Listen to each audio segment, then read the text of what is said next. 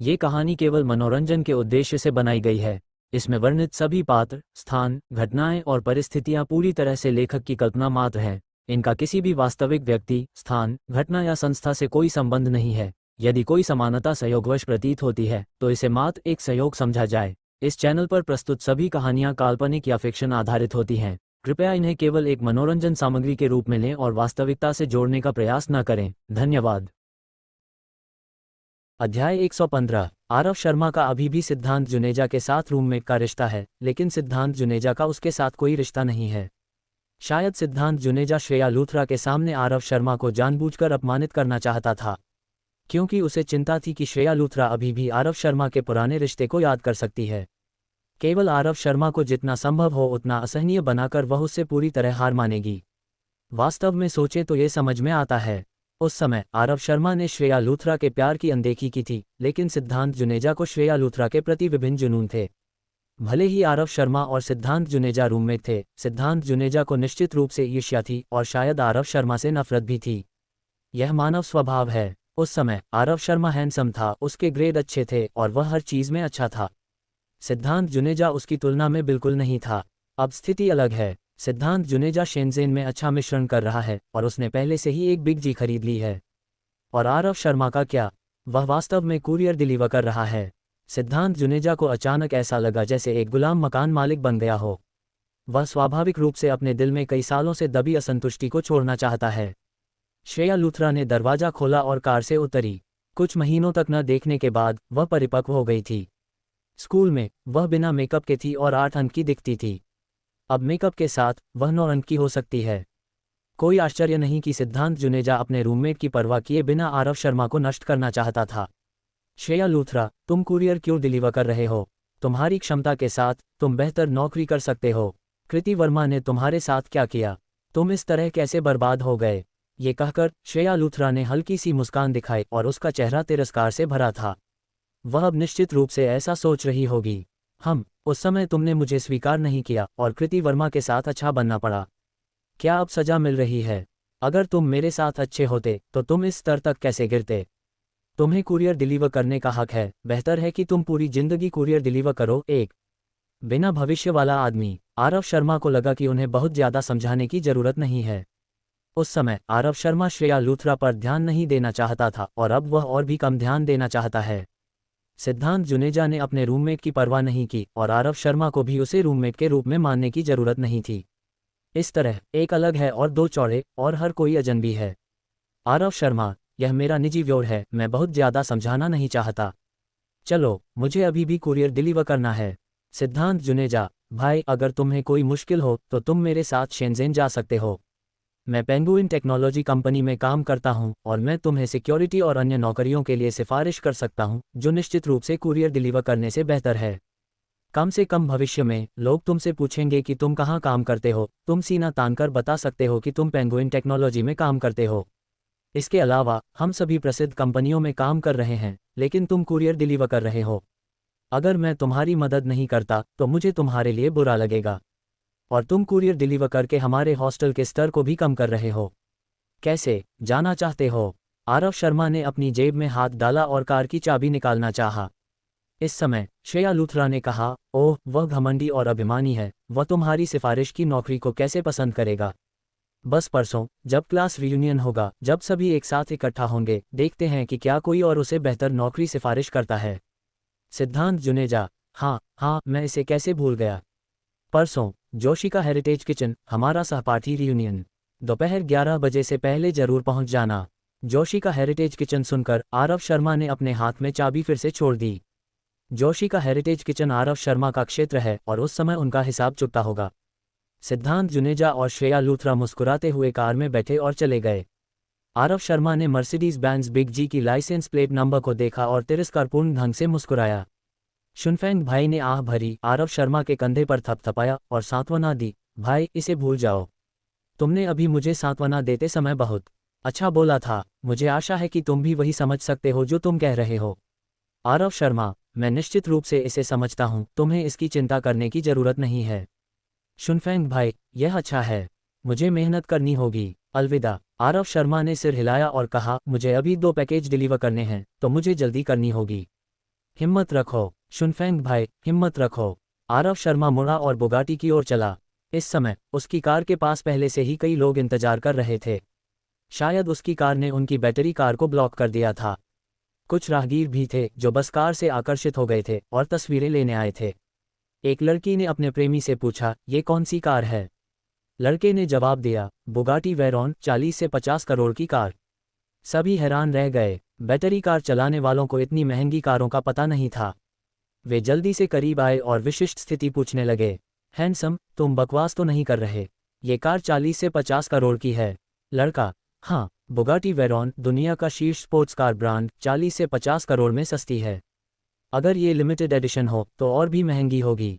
मैंने इसे पहले कभी नहीं देखा। ये निश्चित रूप से निजी कस्टम मॉडल होगा। अनुमान है कि इसे 100 करोड़ तक जाना होगा। भीड़ ने एक सांस ली। 100 करोड़ रुपये की स्पोर्ट्स कार, क्या इसका धूल छूना भी हजारों रुपये का नहीं होगा? हैंडसम, तुम जितना बोलते हो उतना ही बेतुका हो रहा है। 100 करोड़ रुपये की कार कैसे हो सकती है? मुझे भी पूरी तरह विश्वास नहीं हो रहा। कौन 100 करोड़ में कार खरीदेगा? क्या वह मूर्ख है? लड़का, तुम्हें यह समझ नहीं आएगा, है ना? कई अमीर लोग निजी जेट पर सैकड़ों करोड़ खर्च करते हैं। तुम अपने सोच से अमीर लोगों की अटकलें नहीं लगा सकते। ये तर्कसंगत है। अगर यह कार वास्तव में 100 करोड़ रुपये की है तो मैं इसे सड़क पर देखकर वहीं खड़ा रहूंगा और हिलने की हिम्मत नहीं करूंगा। अगर यह निमा छू गया तो मैं सैकड़ों साल काम करने के बाद भी भुगतान नहीं कर पाऊंगा। कौन इतना अमीर है? अगर कोई 100 करोड़ में कार खरीद सकता है तो उसकी कुल संपत्ति अरबों में होनी चाहिए। क्या ये किसी अमीर सूची के बड़े आदमी की कार हो सकती है? मूल रूप से आरव शर्मा उन्हें परेशान नहीं करना चाहता था, तो उन्हें कुछ देर देखने देना ठीक था। लेकिन अब लगभग 6 बजे हैं तो मुझे कुरियर डिलीवर करने के लिए समय निकालना होगा और फिर अस्पताल जाकर अपने पिताजी को देखना होगा। इसलिए आरव शर्मा ने 2 बार हम किया। सभी ने उसकी ओर देखा। ये देखकर कि यह एक डिलीवरी कुरियर है, किसी ने भी इसे गंभीरता से नहीं लिया। आरव शर्मा के पास उन्हें भगाने के अलावा कोई चारा नहीं था। सब लोग, माफ़ करें, बस रास्ता दे दें। इससे अन्य लोग नाखुश हो गए। सभी लोग यहाँ कभी कभार स्पोर्ट्स कार देखने आए हैं तो उन्हें रास्ता क्यों देना? क्या डिलीवरी कुरियर बहुत कमाल का है? भाई, पहले आओ पहले पाओ और कतार में इंतजार करो। हम तस्वीरें लेने के बाद तुम आ सकते हो। हाँ, तुम्हें भी कुरियर बनना होगा, वरना दूसरों को तुम्हें नीचा देखने के लिए दोष मत देना। तुम क्या निचोड़ रहे हो? अगर तुमने इसे खरोंच दिया तो तुम पूरी जिंदगी डिलीवरी करके भी पेंट ठीक करने के लिए पर्याप्त नहीं कमा पाओगे। आरव शर्मा, आपके चिंता के लिए धन्यवाद, मैं इसे वहन कर सकता हूँ। इसे डींग मारना बंद करो, ठीक है? मैं एक कंपनी मैनेजर हूँ तो भी मैं नहीं कहता कि मैं इसे वहन कर सकता हूँ। तुम क्या भुगतान करोगे? सही कहा, कुरियर कुरियर ही है। तुम क्या दिखावा कर रहे हो? अगर तुमने कार को खरोंच दिया तो तुम पूरी जिंदगी एक्सप्रेस डिलीवर करके भी भुगतान नहीं कर पाओगे। सलाह सुनो, जल्दी से एक्सप्रेस डिलीवर करो, इस सवारी के लिए मत आओ। आरव शर्मा, हाय, तुम लोग मुझे नहीं जाने देते, मैं कुरियर डिलीवर नहीं कर सकता। सभी थोड़े असमंजस में थे। उसका क्या मतलब है? आरव शर्मा ने चाबी निकाली और दबाए। 2 ओम, बुगाटी की गर्जन ने सभी का ध्यान खींचा। मौके पर मौजूद सभी लोग अवाक रह गए। आरव शर्मा ने कार का दरवाजा खोला और सभी की नज़रों के सामने कार में बैठ गया। दर्शकों ने फिर से एक सांस ली। क्या बात है, यह 100 करोड़ रुपये की कार वास्तव में कुरियर की है। कौन सी अमीर दूसरी पीढ़ी जीवन का अनुभव करने आए है? आरव शर्मा के शरीर पर ह्युंडई एक्सप्रेस की वर्दी को देखें और इसकी तुलना हैंडसम बुगाटी वेरॉन से करें। ये स्टाइल बिल्कुल मेल नहीं खाता। क्या अब सभी अमीर लोग इतने दुष्ट हैं? 100 करोड़ की स्पोर्ट्स कार चलाकर एक्सप्रेस डिलीवर करना मजेदार है, जानबूझकर गरीब होने का दिखावा करना। थोड़ी दूरी पर पैकेज छांट रहा शुनफेंग भाई भी इस दृश्य से डर गया। उसके हाथ में पैकेज जमीन पर गिर गया और उसके पैरों पर भारी गिरा। हालांकि वह अभी भी अवाक खड़ा रहा, जैसे कि उसके पैरों का दर्द अब महसूस नहीं हो रहा था। मेहनत करो, अगर यह पीढ़ी नहीं कर पाए तो अगली पीढ़ी करेगी। अगर अगली पीढ़ी नहीं कर पाए तो उसकी अगली पीढ़ी। हमेशा एक पीढ़ी होगी जो दूसरों को पकड़ लेगी। आरव शर्मा ने उसे सांत्वना देने के लिए जो कहा था उसे सोचकर शुनफेंग भाई को बहुत बुरा लगा। ऐसी महंगी सुपरकार को पकड़ने में कितनी पीढ़ियां लगेंगी? अगर तुम सालाना 1 लाख रुपये कमाते हो और 50 साल तक काम करते हो तो ये केवल 50 लाख रुपये होगा। यहाँ तक कि अगर तुम खाओ पियो नहीं, डॉक्टर को न देखो और 50 लाख का शुद्ध लाभ कमाओ तो तुम्हें इस स्पोर्ट्स कार को खरीदने के लिए 20 जन्म काम करना होगा। धोखेबाज, बड़ा झूठा और ईमानदारी से कुरियर भेजता है। अध्याय 116। सभी की नज़रों के सामने आरव शर्मा ने बुगाटी चलाए और वसंत प्लाजा छोड़ दिया। बचे हुए 2 पैकेज एक ही पते पर हैं। आरव शर्मा ने नेविगेशन के अनुसार जगह ढूंढी। ये निम्बस रियल्टी नामक एक रियल एस्टेट एजेंसी कंपनी की दुकान है। दुकान के सामने बैटरी कारें और साझा साइकिलें खड़ी हैं। आरव शर्मा की कार वहां से नहीं गुजर सकती। असहाय, उसे कार को सड़क के किनारे पार्क करना पड़ा। जल्दी से कुरियर डिलीवर करो और चले जाओ, ट्रैफिक पुलिस द्वारा पकड़े जाने की संभावना नहीं होनी चाहिए। आरव शर्मा 2 पैकेज लेकर कार से उतरा। इस समय सिस्टम ने अचानक एक रिमाइंडर जारी किया। सिस्टम ने एक अस्थायी कार्य ट्रिगर किया है। कोई नकद और सामग्री पुरस्कार नहीं, कार्य पूरा करने पर एक अनुबंध कार्ड पुरस्कार। कृपया कार्य देखने के लिए क्लिक करें। इस समय अस्थायी कार्य ट्रिगर हुआ। क्या यह इन 2 प्राप्तकर्ताओं से संबंधित है? आरव शर्मा ने जल्दी से अपने दिमाग से कार्य देखने के लिए क्लिक किया। सिस्टम, यह एक साथ 7 कार्य है, या तो कोई नहीं चुने या सभी चुने। कार्य 1, अनन्या सक्सेना को खोदें।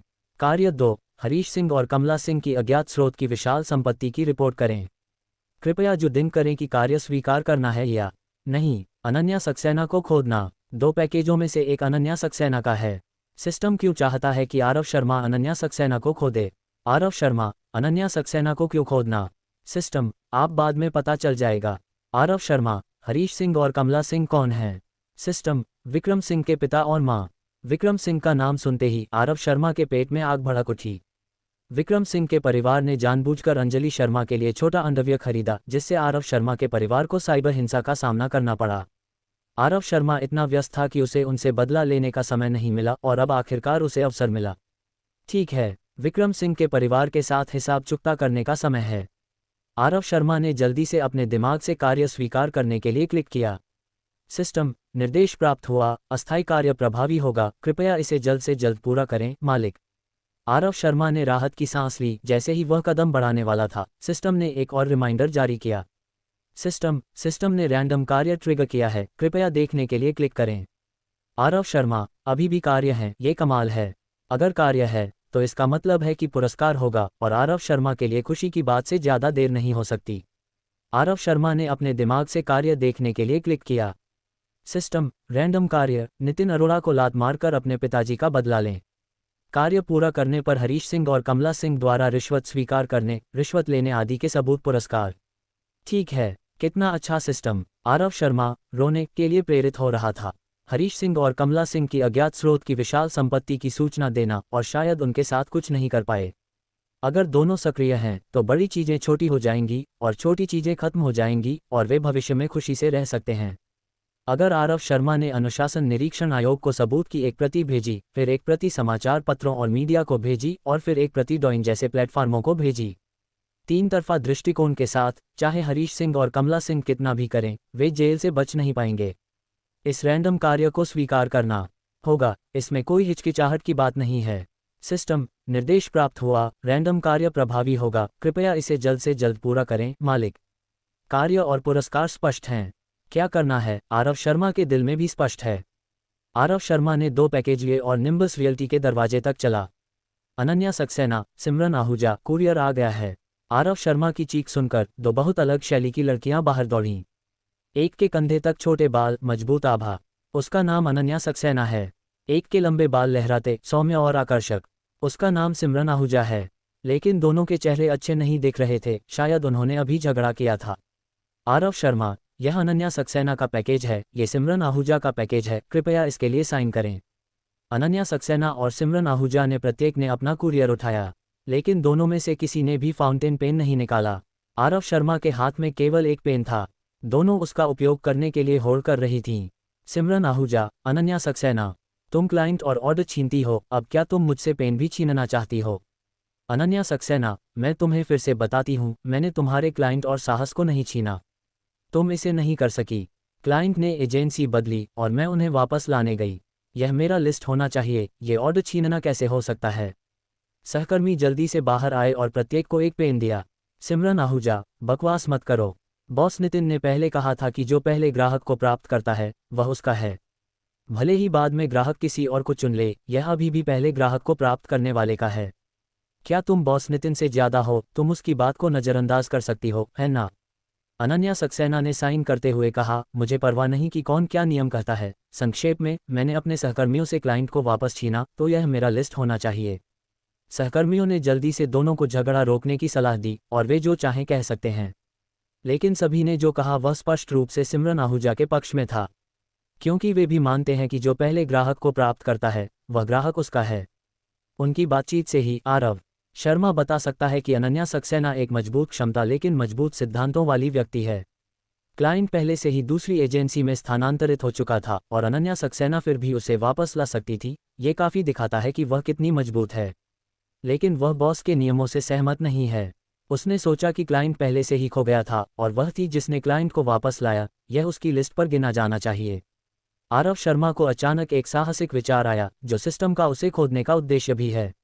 अनन्या सक्सेना इतनी सक्षम है, क्यों न उसके साथ मिलकर एक मध्यस्थ कंपनी खोली जाए। अब प्रॉपर्टी मार्केट कितना गर्म है, मध्यस्थ बनना निश्चित रूप से पैसा कमाएगा। हालांकि लोगों को खोदने का अवसर होना चाहिए। अब ये सिर्फ अनन्या सक्सेना और सिमरन आहूजा के बीच एक टकराव है। अनन्या सक्सेना की कठोर व्यक्तित्व के आधार पर वह इस तरह के टकराव के कारण निम्बस रियल्टी नहीं छोड़ेगी।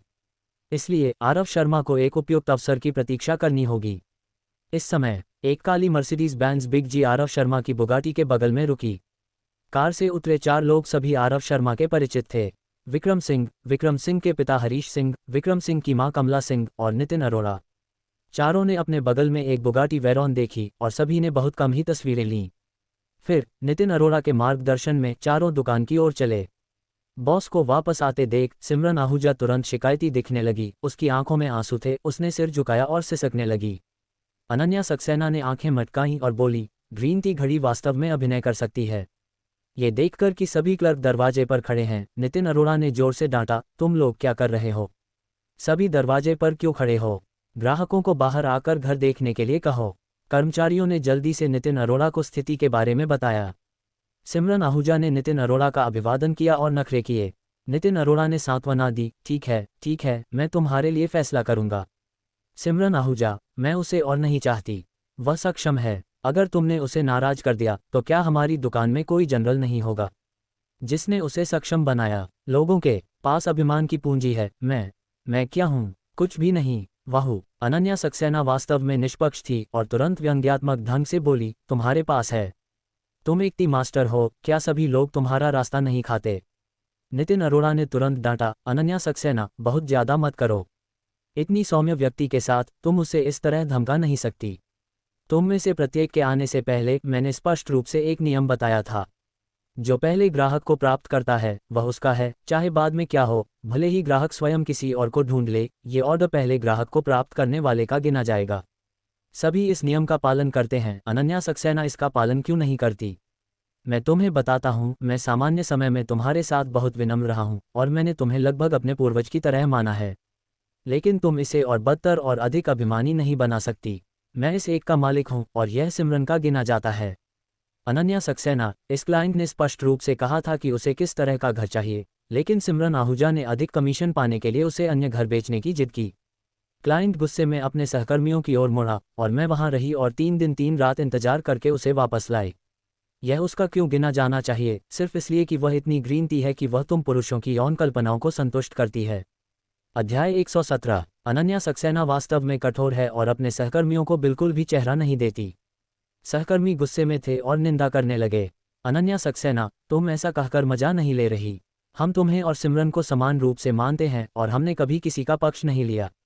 भले ही तुम्हारे साथ मिलना बहुत मुश्किल हो, क्या हमने तुम्हारे बारे में कुछ कहा?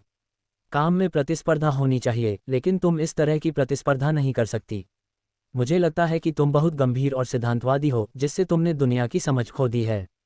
चूंकि तुमने इसे इतना स्पष्ट कर दिया है, हम अब तुम्हें सहन नहीं करेंगे। मैं पहले बयान देता हूँ, मैं बॉस के नियमों का समर्थन करता हूँ। जो पहले ग्राहक को प्राप्त करता है वह ग्राहक हमेशा उसका रहेगा। मैं भी बॉस के नियमों से सहमत हूँ। केवल इस तरह से सभी में प्रेरणा होगी और टीम सामंजस्यपूर्ण और एकजुट होगी। अनन्या सक्सेना हंस पड़ी। वास्तव में इन लोगों के साथ बहस करने में आलस महसूस कर रही थी। सामान्य परिस्थितियों में वास्तव में ये होना चाहिए जैसा बॉस ने कहा, जो पहले ग्राहक को प्राप्त करता है वह ग्राहक उसका है। लेकिन सिमरन आहूजा के मामले में ग्राहक पहले से ही अपने सहकर्मी के पास स्थानांतरित हो चुका था। अगर वह उसे वापस नहीं जीतती तो वह अपने सहकर्मी का ग्राहक बन जाता। इस समय ग्राहकों को वापस लाने की जिम्मेदारी किसकी होनी चाहिए? उसे बॉस के नियमों का पालन क्यों करना चाहिए? नितिन अरोड़ा, अनन्या सक्सेना, क्या तुम देखती हो कि तुम्हारा व्यवहार कितना अलोकप्रिय है? तुम्हारी काम करने की क्षमता में कोई समस्या नहीं है, लेकिन तुम इंसान बनना नहीं जानती। इस बार मेरी बात अंतिम है, लिस्ट सिमरन की है और बहस करने की जरूरत नहीं है। अनन्या सक्सेना ने अपनी मुट्ठियां कस लीं, उसकी आंखों में आंसू छलक आए। उसे लगा कि वह इस अलिखित नियम को अकेले नहीं हिला सकती और उसे बहुत निराशा महसूस हुई। इस पल में आरव शर्मा मुड़ा और बोला, बॉस नितिन, तुम ऐसा करना ठीक नहीं है। सभी ने आरव शर्मा की ओर देखा। नितिन अरोड़ा, विक्रम सिंह, हरीश सिंह और कमला सिंह सभी हैरान रह गए। तुम यहाँ क्यों हो? चारों ने एक साथ पूछा। आरव शर्मा ने अपने हाथ फैलाए, अपनी कुरियर वर्दी दिखाई और जवाब दिया, क्या ये काफ़ी स्पष्ट नहीं है? नितिन अरोड़ा ने जल्दी से हरीश सिंह से कहा, भाई हरीश, जिस व्यक्ति की मैंने तुमसे बात की थी वह यही है। हरीश सिंह के मुंह के कोने फड़के, वह हंसे और बोले, वास्तव में दुश्मनों का रास्ता संकरा है।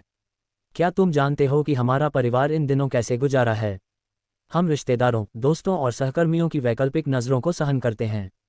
मैं हमेशा तुम्हें कीमत चुकाने के लिए चाहता था, अब आखिरकार मौका आ गया है। कमला सिंह, बॉस नितिन, तुम्हारा व्यवसाय हम पर है। इस बार भले ही हम अपनी सारी रिश्तेदारियां इस्तेमाल करें, हम उन्हें एक पैसा मुआवजा नहीं लेने देंगे। नितिन अरोड़ा ये सुनकर बहुत खुश हुआ और जल्दी से धन्यवाद दिया। धन्यवाद भाई हरीश, धन्यवाद बहन कमला। विक्रम सिंह ने आरव शर्मा को देखा और मुस्कुराकर बोला, कहना मत, ये ड्रेस वास्तव में तुम पर सूट करती है। तुम भी कुरियर की जिंदगी हो। पिछली बार दिखावा करने के लिए तुमने अपनी सारी बचत उन चीज़ों को किराए पर लेने में खर्च कर दी। अब तुम अपने पिताजी की विरासत को संभालना चाहते हो, कुरियर भेजकर खुद को सपोर्ट करना, है ना? नितिन अरोड़ा ने जल्दी से पूछा, भाई हरीश की बात सुनकर ऐसा लगता है कि तुम्हारा उससे थोड़ा झगड़ा है। हरीश सिंह, थोड़ा से ज़्यादा। हमारे परिवार की इज्जत उनके परिवार ने पूरी तरह से खो दी है। नितिन अरोड़ा, ओह, कैसे कहते हो? विक्रम सिंह ने उनके परिवार और आरव शर्मा के परिवार के बीच की शिकायतों को संक्षेप में बताया। बेशक, उसने इसमें मसाला जोड़ा, अपने परिवार के लिए तर्कसंगत बातें चुनी और सारी जिम्मेदारी आरव शर्मा के परिवार पर डाल दी। ये सुनकर नितिन अरोड़ा और भी खुश हुआ। इस तरह आरव शर्मा का परिवार उसका और सिंह परिवार का साझा दुश्मन है। बदला लेने के लिए हरीश सिंह और कमला सिंह निश्चित रूप से अपनी सारी रिश्तेदारियों का उपयोग करके आरव शर्मा के परिवार से निपटेंगे। नितिन अरोड़ा, युवक, क्या तुमने सुना? तुम्हें एक पैसा भी नहीं मिलेगा। ऐसा लगता है कि तुम्हारा परिवार पीढ़ीगत पेंगसी है। पेंगसी दहेज धोखा देता है, पेंगसी मुआवजा धोखा देता है। Tusk tusk tusk. Aarav Sharma को अनावश्यक विवादों पर अपनी सल्फा बर्बाद करना पसंद नहीं है। अपने लक्ष्यों को प्राप्त करने के लिए आपको कार्रवाई करनी होगी। ये देखा जा सकता है कि अनन्या सक्सेना अब बहुत गुस्से में है। जब समय सही हो, आरव शर्मा लोगों को खोदने की कोशिश कर सकता है। आरव शर्मा, मैंने आपकी बातचीत सुनी और मुझे लगता है कि मिस अनन्या एक बहुत सक्षम व्यक्ति होनी चाहिए। यहाँ धमकाए जाने की क्या जरूरत है, क्यों न अपना खुद का व्यवसाय शुरू करें। अनन्या सक्सेना ने आरव शर्मा को गंभीर नज़रों से देखा। हर कोई बॉस बनना चाहता है, लेकिन बॉस बनना इतना आसान नहीं होता। मध्यस्थ बनने के लिए दुकान खोलना ही काफ़ी नहीं है। आपके पास कम से कम 2 कौशल होने चाहिए। पहला, आप नकली जानकारी बना सकते हैं ताकि कुछ ग्राहकों को जो बहुत योग्य नहीं हैं, बैंक को बेवकूफ़ बनाया जा सके। दूसरा, आपके बैंक के साथ अच्छे संबंध होने चाहिए और आप प्राथमिकता साक्षात्कार, ऋण स्वीकृति आदि का आनंद ले सकते हैं।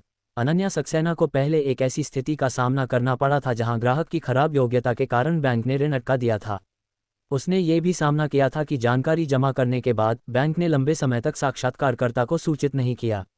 बाद में पूछने पर पता चला कि अन्य मध्यस्थ कंपनियों के मालिकों का साक्षात्कार के प्रभारी व्यक्ति के साथ अच्छा रिश्ता था, इसलिए उन्होंने सीधे कतार में कूद लिया। इसलिए जब आरव शर्मा ने कहा कि वह व्यवसाय शुरू करना चाहता है, अनन्या सक्सेना तैयार थी, लेकिन उसे वास्तव में व्यवसाय शुरू करने की हिम्मत नहीं थी। सिमरन आहूजा ने मुस्कुराकर कहा, ओह, ऐसा लगता है कि रियल एस्टेट एजेंसी खोलना आसान है।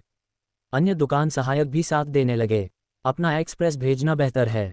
मध्यस्थ उद्योग बहुत गहरा है, तुम्हें समझ नहीं आएगा। हर कोई व्यवसाय शुरू करना और बॉस बनना चाहता है। अगर यह इतना आसान होता तो कौन नौकरी करना चाहता? तुम कुरियर डिलीवर कर रहे हो और साथ में पेंगसी कर रहे हो। व्यवसाय बहुत व्यस्त है। हमारे बॉस ने कहा कि तुम्हें मुआवजा नहीं मिलेगा, तो तुम अपने पिताजी के लिए चिकित्सा खर्च जुटाने के लिए और कुरियर क्यों नहीं भेजते? यहाँ क्या बकवास कर रहे हो? आरव शर्मा को उनके साथ बहस करना तुच्छ लगता है। वह अब जल्दी से कार्य पूरा करना और पुरस्कार प्राप्त करना चाहता है। आरव शर्मा, अगर मिस अनन्या के पास बाहर आकर व्यवसाय शुरू करने का दिल है तो हम सहयोग कर सकते हैं। मैं सभी खर्च वहन करूंगा। स्टोर मैनेजर के रूप में तुम्हें वह वेतन मिलेगा जो तुम्हें मिलना चाहिए और तुम्हें 5% शेयर मिलेंगे। अगर नुकसान हुआ तो मैं नुकसान वहन करूंगा और इसका तुमसे कोई लेना देना नहीं होगा। पैसा कमाने पर शेयर होल्डिंग के अनुसार वितरण होगा। मेरी तुमसे केवल एक मांग है, अपनी प्रतिभा का पूरा उपयोग करो। कैसे? निम्बस रियल्टी के लोग तुरंत हंस पड़े। नितिन अरोड़ा ने तिरस्कारपूर्ण ढंग से कहा, तुम क्या बड़ा पूंछ वाला भेड़िया बनने का दिखावा कर रहे हो? क्या तुम में वह पूंजी है? क्या तुम्हारा बैंक के साथ रिश्ता है? क्या तुम खराब योग्यता वाले ग्राहकों के लिए ऋण प्राप्त कर सकते हो? क्या तुमने पैसे गिने हैं? हा, सभी हंस पड़े। विक्रम सिंह, आरव शर्मा, तुम बहुत साहसी हो, तुम किसी को भी उकसाने की हिम्मत करते हो। ठीक समय पर मैं इस अवसर का उपयोग करके तुम्हें एक बार में कीमत चुकाने के लिए करूंगा। आरव शर्मा, तुम्हें चकमा दे, मैं तुम्हें देखते ही मारना चाहता हूं। चिंता मत करो, मैं बाद में तुमसे निपटूंगा। विक्रम सिंह, कमाल, क्या तुम योग्य भी हो? तुम हमसे किस आधार पर लड़ रहे हो? सिर्फ इसलिए कि तुम एक किसान हो या इसलिए कि तुम एक कुरियर हो? इस पल में आरव शर्मा का मोबाइल फोन बजा। उसने इसे निकाला और देखा। यह एसबीआई वाशी ब्रांच से एक टेक्स्ट मैसेज था जिसमें कहा गया था कि उसके खाते में अभी 100 करोड़ रुपये जोड़े गए हैं। स्पष्ट रूप से पिताजी की बेगुनाही के लिए सिस्टम पुरस्कार आ गया था। इस समय एसबीआई वाशी ब्रांच के अध्यक्ष अनिल देसाई ने फोन किया। संयोग से आरव शर्मा को अनिल देसाई की मदद की जरूरत थी। आरव शर्मा ने फोन उठाया और स्पीकर फोन दबाया। अनिल देसाई, हाँ भाई, तुम क्या कर रहे हो? आरव शर्मा, एक्सप्रेस डिलीवर कर रहा हूँ। अनिल देसाई, हाँ भाई, तुम मजाक कर रहे हो। जब तुम्हें समय हो तो मेरे पास चाय पीने आओ। मैंने हाल ही में एक दहोंग पाव खरीदा है और मुझे कोई चाहिए जो इसे मेरे साथ साझा करे। आरव शर्मा, तुम्हें अध्यक्ष बनकर वास्तव में आराम है। एक नामात्र उपाध्यक्ष के रूप में मुझे कोई सुविधा नहीं मिलती। अनिल देसाई, हाँ भाई, अगर तुम काम पर नहीं आना चाहते तो तुम्हें सुविधा देने का कोई रास्ता नहीं है। इस तरह तुम जब समय हो तो बैंक में एक चक्कर लगा लेना, मैंने तुम्हारे लिए सारी सुविधाएं तैयार कर रखी हैं। बगल में खड़े लोग गंभीर दिखे। अध्यक्ष, उपाध्यक्ष, वह अभिनय कर रहा है। दूसरे लोग इसे नहीं सुन सकते थे, लेकिन नितिन अरोड़ा अनिल देसाई की आवाज़ सुन सकता था। बस उसे विश्वास नहीं था कि आरव शर्मा अनिल देसाई को भाई कह सकता है, इसलिए उसने कुछ नहीं कहा। आरव शर्मा, सुविधाएं रखो, मुझे अध्यक्ष अनिल से कुछ सलाह लेनी है। अनिल देसाई, भाई, मेरे साथ विनम्रता क्यों कर रहे हो? जो कुछ भी हो बेझिझक बताओ। आरव शर्मा, बात यह है, मैं किसी के साथ साझेदारी करके एक मध्यस्थ कंपनी खोलने जा रहा हूं। भविष्य में हमारे ग्राहक केवल हमारी शाखा से उधार लेंगे। क्या हम साक्षात्कार, ऋण स्वीकृति या कुछ और में प्राथमिकता दे सकते हैं? अनिल देसाई, बिल्कुल। इतनी छोटी सी बात के लिए एक मानद उपाध्यक्ष के रूप में तुम फैसला कर सकते हो, तुम्हें मुझसे पूछने की जरूरत नहीं है। आरव शर्मा, अध्यक्ष अनिल, तुम बहुत दिलचस्प हो, अभी खाते में आए पैसे को बस रख दो। अनिल देसाई, हाँ, ठीक है। जैसे ही बैंक ने टेक्स्ट मैसेज भेजा, अनिल देसाई ने फ़ोन किया और आरव शर्मा को चाय के लिए बुलाया। उद्देश्य क्या है? क्या वह सिर्फ यह नहीं चाहता कि आरव शर्मा पैसे को एसबीआई के खाते में रखे? जब तक अनिल देसाई आरव शर्मा की आवश्यकताओं को पूरा कर सकता है, वह रहेगा और उसे वैसे भी नुकसान नहीं होगा। आरव शर्मा, मुझे समय मिला तो तुम्हारे पास चाय पीने आऊँगा, मेरे पास यहाँ अभी कुछ काम है, मैं पहले फ़ोन काटता हूँ। अनिल देसाई, ठीक है, तुम्हें जब समय हो जरूर आना, मैं तुम्हारा इंतजार करूंगा। आरव शर्मा ने हम किया और फ़ोन काटने वाला था। नितिन अरोड़ा जल्दी से आगे बढ़ा और चिल्लाया, अध्यक्ष अनिल, क्या यह आप हैं? अनिल देसाई ने नितिन अरोड़ा की आवाज़ सुनी और बोला, बॉस नितिन। हो, क्या तुम भाई आरव के साथ हो? ओह, मैं समझ गया। भाई आरव ने कहा था कि वह दूसरों के साथ सहयोग करके एक एजेंसी खोलना चाहता है ना? हाँ, अच्छी बात। मैं तुम्हें बताता हूँ, भाई आरव हमारे बैंक के ब्लैक कार्ड उपयोगकर्ता और मानद उपाध्यक्ष हैं। अगर तुम उसके साथ सहयोग करते हो तो तुम्हारी दुकान के ग्राहक ऋण स्वीकृति को भविष्य में प्राथमिकता दी जाएगी। विस्मयादिबोधक चिन्ह। सभी हैरान रह गए। सभी ने आरव शर्मा को अविश्वसनीय भाव से देखा। किसने सोचा होगा कि एक कुरियर डिलीवर करने वाला व्यक्ति वास्तव में एसबीआई का नामात्र उपाध्यक्ष है? आरव शर्मा ने फ़ोन काटा और अनन्या सक्सेना की ओर देखा। ब्लैक कार्ड उपयोगकर्ता पर्याप्त धन का प्रतिनिधित्व करता है। अध्यक्ष के साथ भाई कहना, इसका मतलब है कि रिश्ता काफ़ी है। बैंक का उपाध्यक्ष पर्याप्त शक्ति है। अभी और क्या हिचकिचाहट है? अनन्या सक्सेना ने जल्दी से कहा, हैंडसम, मैं तुम्हारे साथ सहयोग करके व्यवसाय शुरू करने को तैयार हूँ। सिस्टम, बधाई हो, मालिक ने कार्य एक पूरा कर लिया, आगे बढ़ते रहें। अध्याय 118। आरव शर्मा और अनिल देसाई के रिश्ते के बारे में जानने के बाद अब कोई भी आरव शर्मा को अति महत्वाकांक्षी होने के लिए मजाक नहीं उड़ाता। अनन्या सक्सेना के पास प्रतिभा है, आरव शर्मा के पास पैसा और रिश्ते हैं, दोनों एकदम स्वर्ग में बनी जोड़ी हैं। नितिन अरोड़ा घबरा गया। ये कहना अतिशयोक्ति नहीं होगी कि उसकी दुकान पैसा कमाती है, क्योंकि अनन्या सक्सेना की अलौकिक शक्ति है। अनन्या सक्सेना वह लिस्ट बना सकती है जो दूसरे नहीं बना सकते। अनन्या सक्सेना उन ग्राहकों को वापस ला सकती है जो भाग गए हैं। एक शब्द में, कोई ऐसा ग्राहक नहीं है जिसे अनन्या सक्सेना नहीं बना सकती, और कोई ऐसा घर नहीं है जिसे अनन्या सक्सेना नहीं बेच सकती। अगर अनन्या सक्सेना दुकान छोड़ देती है तो निम्बस रियल्टी की लाभप्रदता 80% से अधिक कम हो जाएगी। मूल रूप से नितिन अरोड़ा अभी भी आयातित लिंकन चला सकता था। अगर अनन्या सक्सेना चली गई तो उसे BMW X1 जैसी प्रवेश स्तर की कार चलानी पड़ेगी। विक्रम सिंह का परिवार भी हिचकिचाया। अगर वे अपने रिश्तों पर भरोसा करके आरव शर्मा के परिवार को निशाना बनाते हैं तो उन्हें अनिल देसाई से सीधे टकराव करना होगा। अगर अनिल देसाई अध्यक्ष बन सकते हैं तो उनके सामाजिक रिश्ते निश्चित रूप से काफ़ी मजबूत होंगे। इसका मतलब है कि उन्हें अनिल देसाई के साथ यह प्रतिस्पर्धा करनी होगी कि किसके रिश्ते अधिक मजबूत हैं। हरीश सिंह ने थोड़ा सोचा और कुछ शर्मिंदगी महसूस की। कमला सिंह ने धीरे से पूछा, अब क्या करें? हरीश सिंह, मुझे सोचने दो। विक्रम सिंह, डर किस बात का? आप जिला सरकार से हैं, क्या अनिल देसाई आपसे सख्ती करने की हिम्मत करेंगे? वह मूर्ख नहीं है, वह आखिरकार अध्यक्ष की कुर्सी तक पहुंचा है, वह आरव शर्मा के लिए हमारे साथ लड़ाई का जोखिम कैसे ले सकता है? हरीश सिंह और कमला सिंह को लगा कि उनके बेटे की बात में भी दम है। बाद में मौका देखकर अनिल देसाई से बात करेंगे, सबसे अच्छा होगा कि उसे इसमें न पड़ने के लिए मना लिया जाए। जरूरत पड़ने पर रिश्तों का उपयोग करके अनिल देसाई को दबाया जा सकता है। जब तक अनिल देसाई हस्तक्षेप करने की हिम्मत नहीं करता, तब और आरव शर्मा भी उनके प्रतिद्वंद्वी नहीं होंगे। सिमरन आहूजा अनन्या सक्सेना के जाने से बहुत खुश थी। जैसे ही अनन्या सक्सेना चली जाएगी, वह निम्बस रियल्टी की एकमात्र महिला कर्मचारी होगी और निश्चित रूप से सभी की अधिक प्रिय होगी। वह हंसकर बोली, अगर तुम में आत्म जागरूकता है तो अपनी मर्जी से चली जाओ। अगर तुम नहीं जाती तो यहाँ तुम्हारे लिए कोई जगह नहीं है। कोई चिंता नहीं, अनन्या सक्सेना को बॉस को नाराज करने की चिंता नहीं करनी होगी। उसने तुरंत जवाब दिया, मैं चली गई, तुम अपनी ग्रीन टी गुणों को पूरी तरह से प्रदर्शित कर सकती हो और इन पुरुषों को तालियों में खेल सकती हो, है ना? सिमरन आहूजा, तुम क्या बकवास कर रही हो? बॉस, उसे देखो, तुम्हें मेरे लिए फैसला करना होगा। नितिन अरोड़ा ने अधीरता से जवाब दिया, हाँ मैं समझ गया। सिमरन आहूजा वास्तव में पुरुषों की सभी तरह की यौन कल्पनाओं को संतुष्ट कर सकती है, लेकिन उसकी बुद्धि अनन्या सक्सेना जितनी अच्छी नहीं है। वह नहीं जानती थी कि अब स्थिति क्या है, फिर भी वह नखरे कर रही थी और नितिन अरोड़ा से उसके लिए फैसला करने को कह रही थी। नितिन अरोड़ा अनन्या सक्सेना को रोकने के लिए बेताब है। नितिन अरोड़ा, अनन्या सक्सेना, सहकर्मियों के बीच थोड़ा टकराव सामान्य है, इस तरह की छोटी सी बात के लिए इस्तीफा देने की जरूरत नहीं है। इस तरह, मैं जिम्मेदार हूँ, ये तुम्हारी जिम्मेदारी है और भविष्य में मैं तुम्हारे कहे नियमों का पालन करूँगा। कैसे? अनन्या सक्सेना, जरूरत नहीं। हम सामने की तरफ एक रियल एस्टेट एजेंसी खोलेंगे। मैं वादा करती हूँ कि तुम्हारी निम्बस के पास अब से कोई ग्राहक नहीं होगा। ये कहकर अनन्या सक्सेना अंदर जाकर अपनी चीजें पैक करने चली गई। नितिन अरोड़ा ने जल्दी से कर्मचारियों से कहा, जल्दी करो और उसे मनाओ, उसे हर हाल में रोकना होगा। हमारी दुकान की मुख्य उपलब्धियां उसने ही बनाई हैं। अगर वह चली गई तो हम आगे कैसे चलेंगे? हालांकि कर्मचारी सहमत नहीं थे, वे सभी नितिन अरोड़ा के बयान से सहमत थे। अगर निम्बस में अनन्या सक्सेना नहीं होगी तो उनकी कार्यक्षमता में भारी गिरावट आएगी और उनकी सुविधाएं भी कम हो जाएंगी। सभी के महत्वपूर्ण हितों को शामिल करते हुए उन्हें किसी भी चेहरे की समस्या की परवाह नहीं थी और वे जल्दी से अनन्या सक्सेना को बचाने गए। अनन्या, तुम वास्तव में क्यों जा रही हो? हम तो सिर्फ मजाक कर रहे थे। सहकर्मियों का आपस में झगड़ना सामान्य नहीं है। तुम भी जानती हो कि हमने हमेशा तुम्हारा बहुत सम्मान किया है। बस सिमरन आहूजा के लिए थोड़ा दुख होता है। वह अक्सर लंबे समय तक ऑर्डर नहीं बना पाती।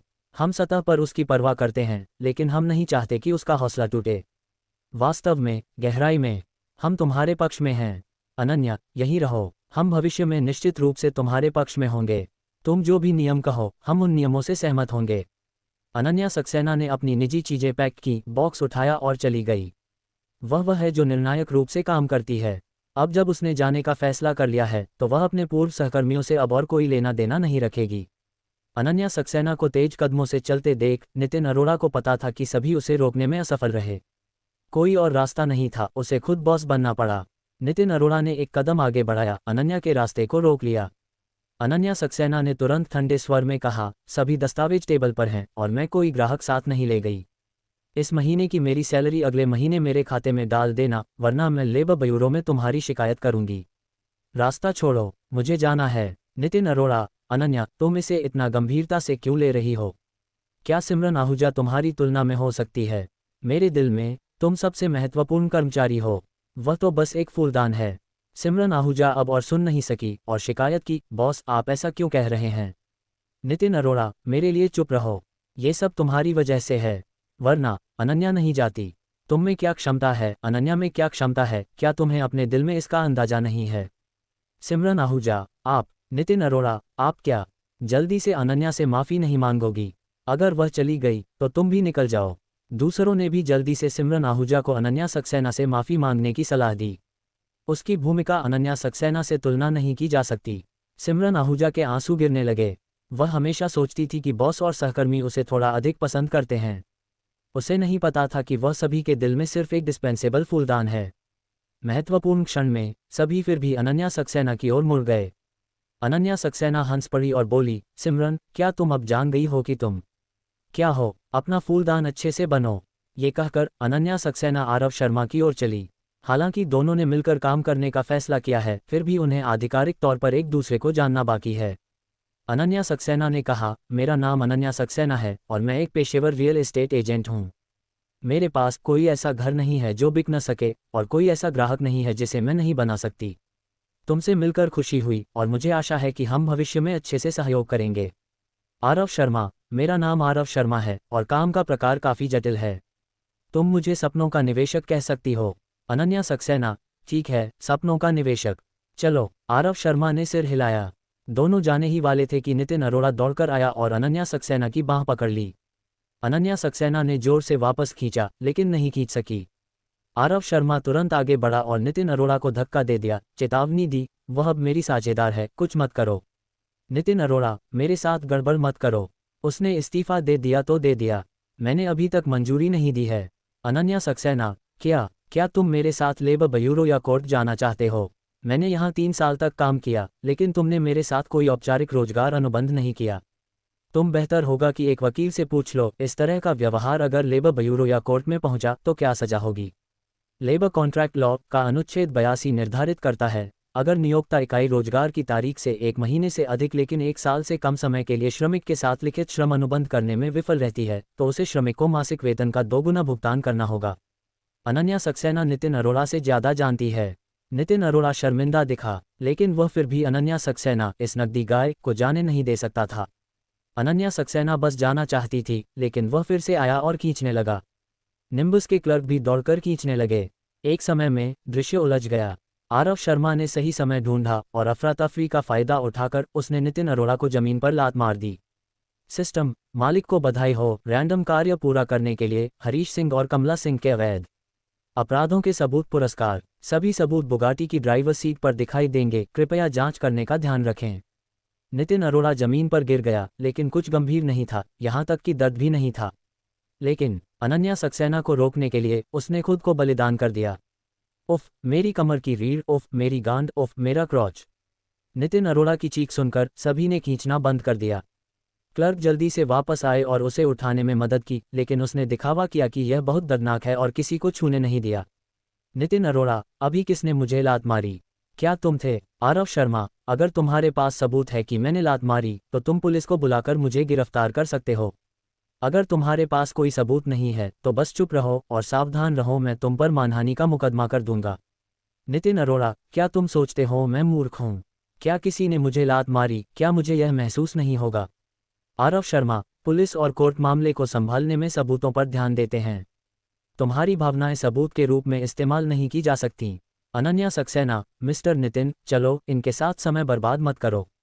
आरव शर्मा ने सिर हिलाया, मुड़ा और चला गया।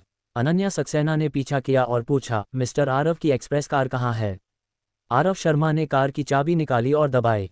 बुगाटी की शानदार हेडलाइट्स जलीं और सभी अवाक रह गए। अनन्या सक्सेना वहीं जम गई। उसने बुगाटी को प्यारी नजरों से देखा, फिर आरव शर्मा को देखा। उसकी आंखों में अविश्वास और चेहरे पर अविश्वसनीय भाव था। निम्बस रियल्टी के क्लर्क भी अवाक रह गए। क्या गलती हो गई? कुरियर डिलीवर करने के लिए स्पोर्ट्स कार चलाना? क्या तुम देख सकते हो कि यह कौन सा ब्रांड की स्पोर्ट्स कार है? एक बड़े बी की तरह। हाय भगवान, बेंटले। बेंटले नहीं, बुगाटी वेरॉन। क्या बुगाटी वेरॉन? वह पौराणिक 50 करोड़ की सुपरकार। हाय भगवान! बॉस, आपने एक अमीर दूसरी पीढ़ी को क्यों उकसाया? आपने कहा कि लोग पेंगसी करते हैं। क्या आप निश्चित हैं कि आप गलत नहीं हैं? बात मत करो। नितिन अरोड़ा पहले से ही अवाक था, एक मूर्ति की तरह स्थिर खड़ा था। वह चाहे जितना सोचे, वह ये कल्पना नहीं कर सकता था कि एक कुरियर डिलीवर करने वाला इतना अमीर बेटा हो सकता है। नहीं नहीं, ये बुगाटी निश्चित रूप से उसकी नहीं है, ये निश्चित रूप से किराए पर ली गई या उधार ली गई है, ये बिल्कुल उसकी अपनी नहीं हो सकती। अगर वह इतना अमीर है तो उसके पिताजी कुरियर डिलीवर नहीं करेंगे। नितिन अरोड़ा ने अपने मन में सोचा। विक्रम सिंह का परिवार भी अवाक रह गया। क्या यह नहीं कहा गया था कि आरव शर्मा ने अंजलि शर्मा के लिए तैयार किया गया दहेज किराए पर लिया था? उसने डिलीवरी के लिए बुगाटी वेरॉन कहाँ से ली? नितिन अरोड़ा सिंह परिवार के पास गया और अपराध बोध के साथ पूछा, भाई हरीश, क्या आप निश्चित हैं कि वह सिर्फ एक किसान है? हरीश सिंह: निश्चित। शुरू में हमने किसी से उसके परिवार की जांच करवाई थी, यही कि उसका परिवार किसान था और लड़की साफ थी। आप भी जानते हैं कि अब शहर की कई लड़कियां बहुत बेकार हैं और 20 की उम्र में उनके कई पुरुष होते हैं। हम ऐसा नहीं चाहते थे, इसलिए हमने किसी से ऐसा परिवार ढूंढा। मैं आपको निश्चित रूप से बता सकता हूं कि उसके परिवार के पास बिल्कुल पैसा नहीं है और कार उसकी नहीं हो सकती। नितिन अरोड़ा: यह अच्छा है। अगर वह सिर्फ नामात्र उपाध्यक्ष है तो डरने की कोई बात नहीं। भाई हरीश, बहन कमला, आप भी देख सकते हैं कि उसने मेरे साथ कितना बुरा व्यवहार किया। आपको अपनी सारी ताकत का उपयोग करना होगा, आपको उसके परिवार को कीमत चुकानी होगी। वैसे, और अनन्या सक्सेना, आप मेरी मदद करके कुछ रिश्तों का उपयोग करके उसे परेशान कर सकते हैं। हरीश सिंह: चिंता मत करो, ये सब हम पर है। नितिन अरोड़ा: हाँ, चलो हम अब घर देखने जाएंगे और सुनिश्चित करेंगे कि आप संतुष्ट हों। सिंह परिवार के तीनों सदस्यों ने खुशी से सिर हिलाया और नितिन अरोड़ा के साथ दुकान में घर की जानकारी देखने गए। आरव शर्मा ने कार का दरवाजा खोला और सीट पर रखी जानकारी उठाए। ये सभी सिस्टम द्वारा पुरस्कृत हरीश सिंह और कमला सिंह के अपराधों के सबूत हैं। बैंक खाते और लेन देन, तस्वीरें, वीडियो, रियल एस्टेट पते, लाइसेंस प्लेट नंबर। इन चीजों के साथ स्वर्ग का राजा भी हरीश सिंह और कमला सिंह को नहीं बचा सकता। अनन्या सक्सेना को बाहर जमे हुए देख आरव शर्मा ने चिल्लाया, मिस अनन्या, ऊपर आओ। अनन्या सक्सेना: ओह ओह ओह। अनन्या सक्सेना जल्दी से कार में चढ़ी और सह चालक की सीट पर बैठ गई। वह खुद को रोक नहीं सकी और पूछा, मिस्टर आरव, आप क्या करते हैं?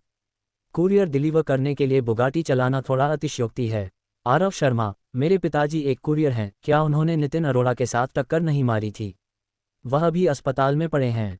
मैं उनके लिए कुरियर डिलीवर पूरा कर रहा हूं और अब मैं कुरियर आउटलेट पर इस्तीफा देने जा रहा हूं। हम बाद में कहीं बात करेंगे। अनन्या सक्सेना: ओह, तो ऐसा है, फिर चलो। आरव शर्मा ने सिर हिलाया, कार शुरू की और एक्सप्रेस आउटलेट की ओर दौड़ पड़ा।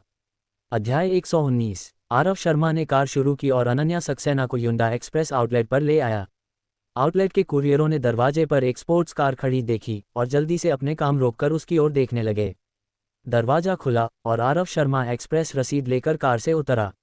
आरव शर्मा पहले कई बार आउटलेट आ चुका था, इसलिए कुरियर सभी आरव शर्मा को जानते थे। पल भर में सभी कुरियर हैरानी से अपनी आंखें फैलाए।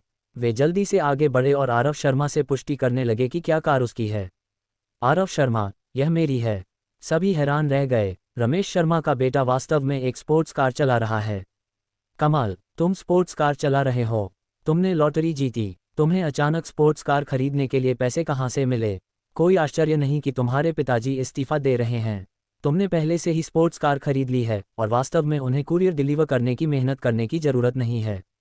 आरव शर्मा: मुझे एक अमीर प्रेमिका मिली और उसने मुझे ये दी। आपका मैनेजर कहाँ है? सभी ने उसके बगल में अनन्या सक्सेना की ओर देखा।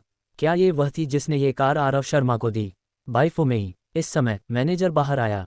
आरव शर्मा ने सभी रसीदें निकाली और मैनेजर को सौंप दी। बोला, मेरे पिताजी घायल हैं और महीने के अंत तक इंतजार नहीं कर सकते। आज की रसीदें आपके लिए हैं और अब वह आधिकारिक तौर पर इस्तीफा दे रहे हैं। मैनेजर: क्या तुम मजाक कर रहे हो? महीने के अंत तक का वादा था, तुम कैसे कह सकते हो कि नहीं आएंगे? आरव शर्मा: मेरे पिताजी घायल हैं, क्या तुम्हें समझ नहीं आता? अगर अब इस्तीफा दे दिया तो आपको कार्यस्थल की चोट का मुआवजा नहीं देना होगा। अगर तुम इस्तीफा देने की अनुमति नहीं देते तो तुम्हारे नेटवर्क को कार्यस्थल की चोट का मुआवजा देना होगा।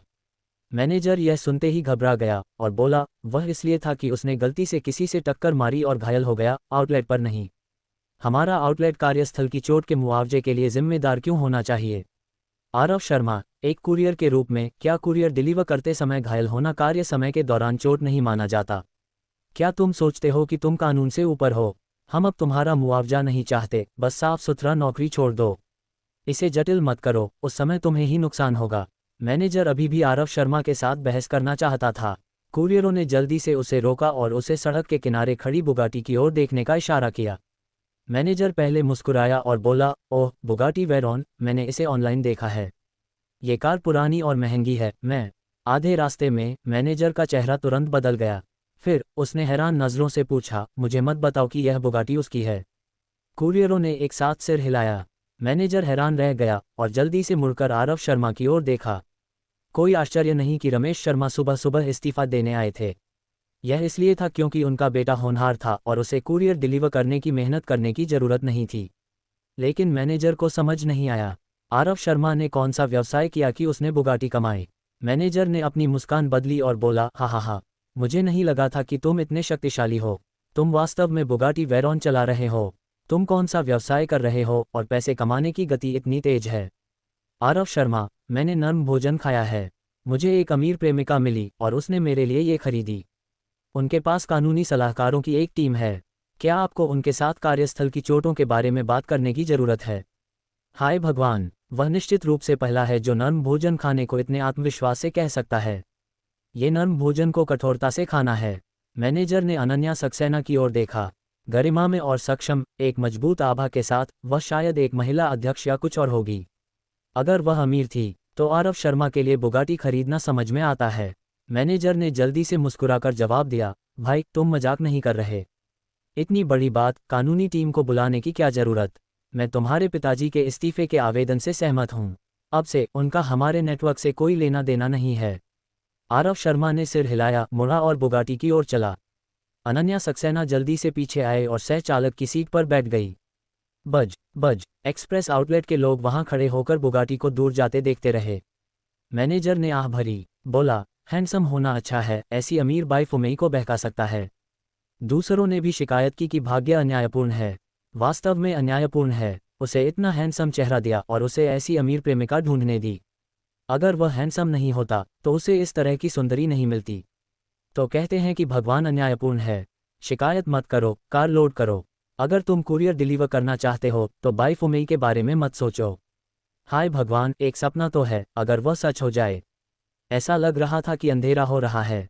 आरव शर्मा ने कार को किनारे रोका और अनन्या सक्सेना के साथ दुकान खोलने की बारीकियों की पुष्टि की। यह अभी भी वही है जो आरव शर्मा ने पहले कहा था। आरव शर्मा धन और रिश्ते प्रदान करता है और अनन्या सक्सेना व्यक्तिगत क्षमताएं प्रदान करती है।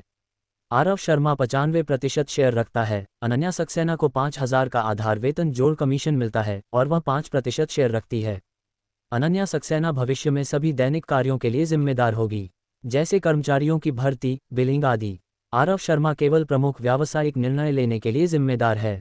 आरव शर्मा के विचार के अनुसार वे चाहें तो एक ब्रांड चेन स्टोर बना सकते हैं, एक पंजीकृत कंपनी, फिर एक फ्लैगशिप स्टोर बनाने पर ध्यान दें और इस फ्लैगशिप स्टोर के आधार पर धीरे धीरे दुकानों की संख्या बढ़ाएं।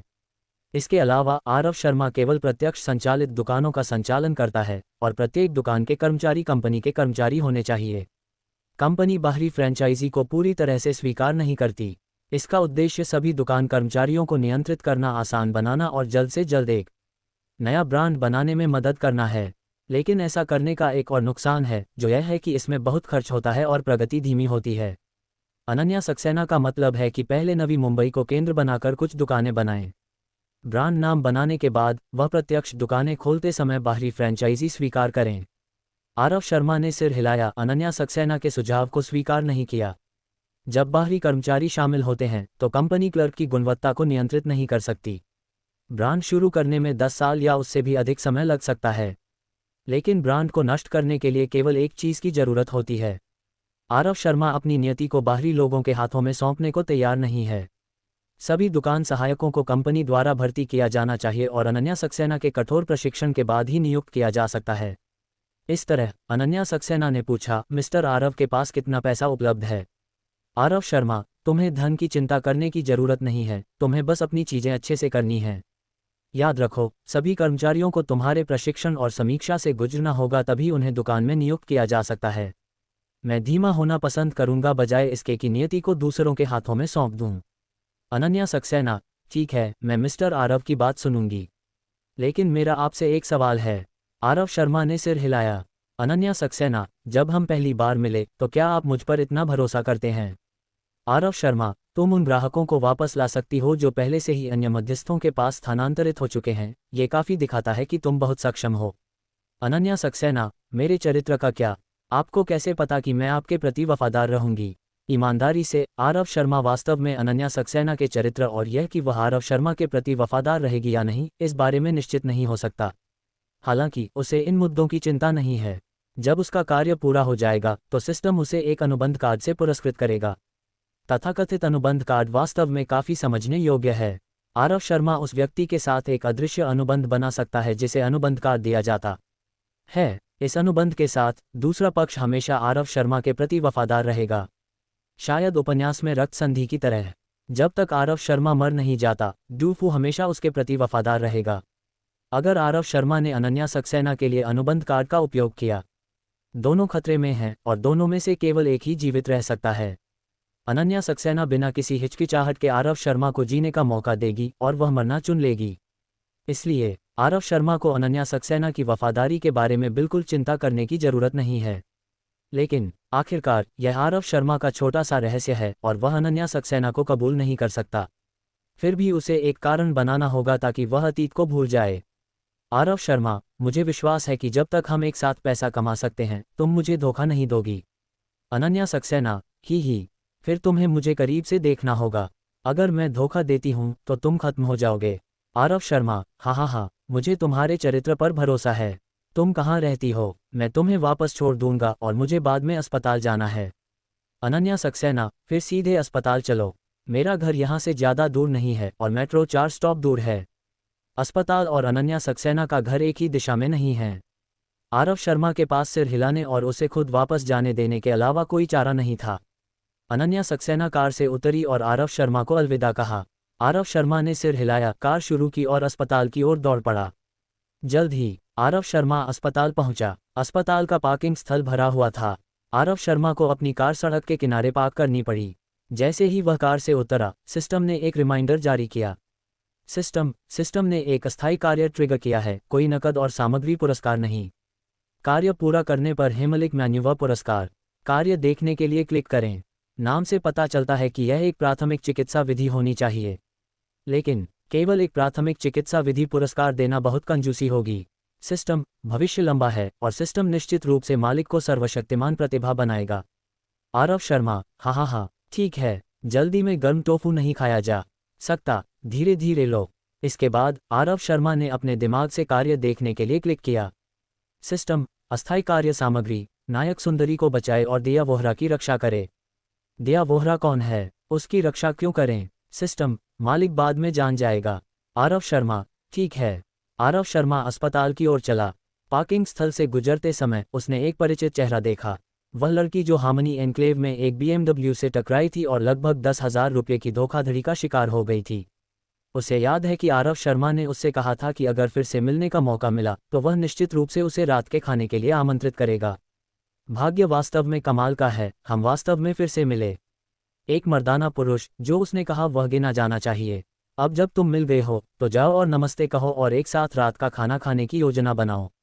आरव शर्मा उसकी ओर चला, उसे नमस्ते कहने के लिए तैयार। वह उस समय एक हॉर्नेट के पास से गुजर रही थी। हॉर्नेट से एक सिगरेट का टुकड़ा फेंका गया और वह सीधे उसके पैरों पर लगा। सिगरेट के टुकड़े लापरवाही से फेंकना पहले से ही बहुत अयोग्य है। इसे लोगों के पैरों पर भी नहीं लगना चाहिए। लड़की ने जल्दी से कूदकर बचाव किया और गुस्से से हॉर्नेट के ड्राइवर की खिड़की की ओर देखा। हॉर्नेट की छत धीरे धीरे खुली और अंदर एक बर्बेरी टी शर्ट में एक आदमी बैठा था। वह 30 की उम्र में लग रहा था, मांसपेशियों से भरा था और बहुत मजबूत था। आदमी ने मुस्कुराकर कहा, सुंदरी, क्या तुम कुछ पीना चाहोगी? ये कहकर उसने अपने बगल में रखा खाने का बैग उठाया और लड़की को पे दिखाया। इसमें mineral water, black T, activation, red bull और बहुत कुछ था। लड़की, जरूरत नहीं, तुम्हारा सिगरेट के टुकड़े कहीं भी फेंकना गलत है और किसी को मारना और भी बुरा है। आदमी, ठीक है, कार में बैठो, मैं तुम्हें ऐसी जगह ले चलता हूं जहां कोई नहीं है, और तुमसे माफ़ी मांगता हूं। उसके अश्लील हावभाव को देखकर लड़की गुस्सा हो गई। आदमी, ठीक है, कार में बैठो, मैं तुम्हें ऐसी जगह ले चलता हूं जहां कोई नहीं है और तुमसे माफ़ी मांगता हूं। वह नीचे झुकी, सिगरेट का टुकड़ा उठाया और उसे सीधे हॉनेट में फेंक दिया। आदमी, अरे तुम मरने की कोशिश कर रही हो। कमबख्त, मैं तुम्हें पैसे कमाने का मौका देना चाहता था, लेकिन तुमने इसे महत्व नहीं दिया। तुम्हारे घुटनों को देखकर तुम्हें बहुत बार गड़बड़ किया गया होगा। अपनी मुद्रा बदलो, हमेशा एक ही मुद्रा क्यों रखती हो? लड़की गुस्से में थी और डांटी, तुम क्या बकवास कर रहे हो? मुझसे माफ़ी मांगो, वरना मैं पुलिस बुलाऊंगी। आदमी, ठीक है, पुलिस बुलाओ। पुलिस को आने दो और देखो कि सिगरेट का टुकड़ा मेरी कार में फेंकने की जिम्मेदारी किसकी है। कमाल, मुझे लगता है तुम मिनरल वाटर के लायक हो। एक बार के लिए 100 काफ़ी है। उसके हाथ में प्लास्टिक बैग में पे विभिन्न मूल्य बिंदुओं के अनुरूप थे। अगर लड़की एक पे चुनती तो इसका मतलब था कि वह उसके साथ कमरा खोलने के लिए सहमत है। 2 रुपये का मिनरल वाटर 100 रुपये के अनुरूप। 2 रुपये 5 का ब्लैक टी 250 रुपये के अनुरूप। 3 रुपये 5 का एक्टिवेट 350 रुपये के अनुरूप। 6 रुपये का रेड बुल 600 रुपये के अनुरूप। आरव शर्मा ने पहले इंटरनेट पर इस तरह के मजाक देखे थे। कहा जाता है कि हर सप्ताहांत यूनिवर्सिटी के सामने लग्जरी कारें खड़ी होती हैं। कार पर अलग अलग पे होते हैं। अगर कोई लड़की पे लेकर कार में बैठती है तो इसका मतलब है कि वह बाहर जाने के लिए सहमत है। प्रत्येक पे की कीमत खुदरा मूल्य को 100 से गुना करके होती है। अभी वाला मृत आदमी स्पष्ट रूप से इस लड़की को उस तरह की लड़की समझ रहा था। अधिकांश लड़कियों के लिए पवित्रता का मुद्दा अपवित्र नहीं है। लड़की गुस्से में आगे बढ़ी और हाथ उठाकर उस आदमी को थप्पड़ मार दिया। टोमा, तुम वास्तव में मरना चाहती हो? आदमी चिल्लाया और कार का दरवाजा जोर से खोलकर लड़की को दूर धकेल दिया। लड़की के दोनों घुटने घायल थे और फिर से कार के दरवाजे से टकरा गए। वह स्थिर थी और पीछे की ओर गिर गई। महत्वपूर्ण क्षण में एक मजबूत और शक्तिशाली बांह ने उसकी कमर को लपेट लिया। डरी हुई लड़की ने ऊपर देखा और देखा कि यह वह था। पल भर में उसके चेहरे का डर गायब हो गया, उसकी जगह एक मुस्कान ने ले ली। आदमी गुस्से में कार से उतरा और लड़की को पकड़ने के लिए हाथ बढ़ाया। आरव शर्मा ने उसे कार में वापस लात मारी और उसके लिए कार का दरवाजा भी पैर से बंद कर दिया। निमा, मैं तुम्हें मार डालूंगा। आदमी गुस्से में था, हॉनेट से कूदकर बाहर निकला, अपनी मुट्ठी उठाए और आरव शर्मा पर धावा बोल दिया। अध्याय 120। आरव शर्मा ने लड़की को अपने पीछे रखा और बाजीक्वान में सबसे हिंसक चाल भयंकर बाघ पहाड़ पर कठोर चढ़ाई का उपयोग करके उस बलिष्ठ आदमी को फिर से पीछे धकेल दिया और वह हॉनेट में गिर गया। लड़की ने पीछे से आरव शर्मा के वीरतापूर्ण कद को देखा और तुरंत मोहित हो गई। क्या ये वही पौराणिक नायक है जो सुंदरी को बचाता है? पहले मैं इस तरह का कथानक टीवी ड्रामों में देखती थी, लेकिन मुझे नहीं लगा था कि यह अब मेरे साथ होगा। वह कुछ देर के लिए प्रतिक्रिया नहीं दे सकी, बस मुस्कुराए और आरव शर्मा की शानदार पीठ को स्नेहपूर्ण नज़रों से देखती रही। आरव शर्मा ने उस आदमी की ओर इशारा किया और बोला, फिर मत आना, वरना मैं और सख्ती करूंगा। आदमी असंतुष्ट था, कार से उतरा और गुस्से में बोला, तुम वास्तव में मुसीबत में पड़ गए हो, मैं तुम्हें बता रहा हूँ। अगर हिम्मत है तो शुक्रवार रात को टाइटन फिटनेस अरेना में आ और हम रिंग में निष्पक्ष लड़ाई करें। टाइटन फिटनेस अरेना, मुझे लगता है कि मैंने इसे कहीं सुना है। ओह हाँ, वसंत प्लाजा में निशा ग्रोवर का पीछा करने वाला बलिष्ठ आदमी टाइटन फिटनेस अरेना का व्यक्ति था। उस लड़के ने भी आरव शर्मा को शुक्रवार को जिम की रिंग में मुकाबले के लिए बुलाया था। आरव शर्मा को रिंग में जाने में कोई दिलचस्पी नहीं थी और बोला, क्या तुम जिम के लोग बाहर दिखावा करना और किसी को रिंग में वापस जाने के लिए मजबूर करना पसंद करते हो? आदमी, तुम्हारा क्या मतलब है? आरव शर्मा, क्या तुम्हारे जिम में समीर खुराना नाम का कोई आदमी है? आदमी, हाँ, तुम उसे जानते हो? आरव शर्मा, नहीं जानता, बस उसके साथ थोड़ा टकराव हुआ था। उसने भी मुझे तुम्हारे जिम में रिंग में खेलने के लिए बुलाया था। मैं सोच रहा था कि तुम लोग असीमित नियमों के साथ नहीं कर सकते और रिंग में जाकर और भी कम कर सकते हो, इसलिए मुझे तुम्हारे साथ रिंग में जाने में कोई दिलचस्पी नहीं है। ये कहकर आरव शर्मा मुड़ा और जाने वाला था। आदमी जल्दी से पीछा करके आरव शर्मा का रास्ता रोक लिया। आरव शर्मा, क्या अस्पताल आने पर और इलाज न करवाने पर तुम्हें असहज महसूस हो रहा है ना? आदमी, नहीं, तुमने मेरी कार का दरवाजा तोड़ दिया और ऐसे ही चले गए। तुम्हें मुआवजा देना होगा। आरव शर्मा ने हॉनेट के कार के दरवाजे की ओर देखा और वास्तव में इसमें हल्का सा डेंट था। आरव शर्मा, कितना? आदमी, तुम मरे हुए कुरियर, क्या तुम इसे वहन कर सकते हो? मेरी कार आयातित है और यह 5 लाख रुपए की है। तुमने मेरे लिए दरवाजा तोड़ दिया, तुम्हें मुझे 20,000 रुपये देने होंगे। यह मांग थोड़ी ज़्यादा है, लेकिन ये तर्कसंगत है। आरव शर्मा, मुझे एक खाता दे दो, मैं बाद में तुम्हें फ़ोन करूंगा। आदमी, क्या मैं मूर्ख हूँ? तुम भाग गए तो मैं तुम्हें कहाँ ढूंढूंगा? आरव शर्मा, तो तुम क्या कहते हो? अब कोई 20,000 रुपये नकद लेकर बाहर नहीं घूमता है ना? आदमी, तो मैं इसे नियंत्रित नहीं कर सकता। तुम्हें अभी मुझे 20,000 रुपये नकद देने होंगे, वरना मैं पुलिस को बुलाऊंगा और पुलिस को इसे संभालने दूंगा। अगर इसे ध्यान से चर्चा की जाए तो आरव शर्मा साफ सुथरा मुआवजा देने को तैयार है। आखिरकार अगर किसी का कार का दरवाजा टूट गया है तो कानूनी रूप से उन्हें मुआवजा देना चाहिए। आरव शर्मा एक ऐसा व्यक्ति है जो तर्क और कानून की बात करता है और वह निश्चित रूप से जिम्मेदारी से नहीं हटेगा। लेकिन इस लड़के को 20,000 रुपये नकद चाहिए, यह उसने जानबूझकर किया है। आरव शर्मा के स्वभाव के हिसाब से वह निश्चित रूप से उसे सहन नहीं करेगा। आरव शर्मा ने कार की चाबी निकाली और सड़क के किनारे खड़ी बुगाटी की ओर राह भरी। फिर बुगाटी की हेडलाइट्स जलीं।